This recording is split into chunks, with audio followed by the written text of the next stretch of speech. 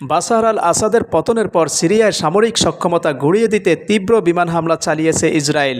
সিরিয়ায় আগ্রাসন চালিয়ে অর্জিত বিপ্লবকে ধ্বংস এবং দেশটির জনগণের আশাকে দমিয়ে রাখতে চায় ইসরায়েল, এমনটাই অভিযোগ করেছেন তুরস্কের প্রেসিডেন্ট রিসেপ তাইয়েপ এরদোগান। আনাদুলোর বরাত দিয়ে মঙ্গলবার এক প্রতিবেদনে এই খবর দিয়েছে মিডল ইস্ট মনিটর। এরদোগান বলেছেন, শীঘ্রই বা পরে ইসরায়েল পরিস্থিতিকে কাজে লাগিয়ে তাদের দখল করা সিরিয়ার অঞ্চলগুলো থেকে সেনা প্রত্যাহার করবে এবং এটি করতে বাধ্য হবে।